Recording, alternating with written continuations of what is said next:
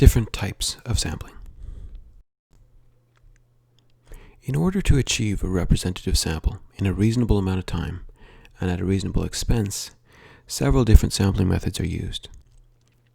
Each of these sampling methods uses a different approach and achieves slightly different objectives. Whether they result in a representative sample really depends on what the population of interest is. So what's stratified sampling? A sample that uses stratification divides the population of interest into groups and then randomly samples from each of those groups. This can be done to ensure that the sample matches the known characteristics of the population you're interested in. For example, if you know that your population of interest is 55% women and 45% men, and you wanted a sample size of 100, you could randomly sample women until you have 55 in your sample, and randomly sample men until you have 45 in your sample. So what's cluster sampling? Simple random sampling randomizes at the individual level. Cluster sampling randomizes at the group level. For example, you might want to sample high school students in Texas. But if you randomly sample at the individual level, you will spend a lot of time in planes and on the road because at some schools you might only sample one person before moving on to the next location. If you sample at the group level, however, you don't randomly sample students, you randomly sample schools.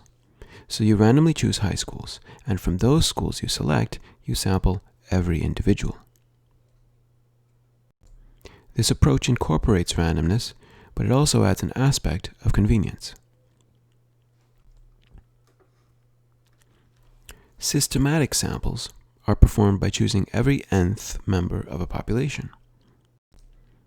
For example, you can knock on every third door in a building or call every 100th person in a phone book. Depending on how it's conducted, systematic approaches can also be susceptible to other typical sampling biases. In the phone book example, there's a problem of people with intentionally unlisted numbers, but also the problem of people simply not using landlines very often anymore. So any sample based upon phone books will carry a bias towards older respondents with lower use of technology. Back to location and time biases. Let's say you sample every 10th person getting onto the highway during the morning rush hour at a particular on-ramp. Even though you introduce systematic sampling, that alone doesn't eliminate bias.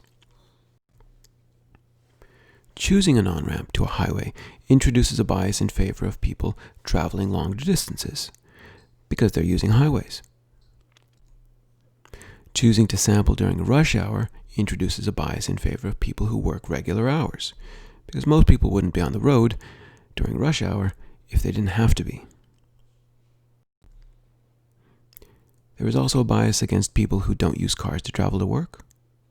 And choosing the morning rush hour introduces a bias in favor of people who start their trip to work near the on-ramp, meaning they live but don't work near the on-ramp, because it's the morning rush hour. So, the characteristics of the neighborhoods near that particular on-ramp are likely to be represented strongly in your sample. In other words, every choice you make when you sample, whether in place, time, or format, creates potential issues with ensuring that your sample represents the population of interest. Convenience sampling is just what it sounds like. It's convenient for the researcher. The earlier example of a shopping mall where the researcher doesn't need to move about and is indoors in an air-conditioned space is convenient sampling. Respondents come to the researcher. Likewise, a researcher might visit local soccer fields on a Saturday morning to survey the parents of soccer players because the parents can't leave, and there are several of them about. Whenever you decide to engage in sampling, try to think clearly about the population of interest that you really want to study. What are their demographic characteristics? How do they behave? Where are they found? And when? In other words, try to figure out a reasonable way in which your sample, conducted randomly, will include members of your population of interest and not include people outside your population of interest.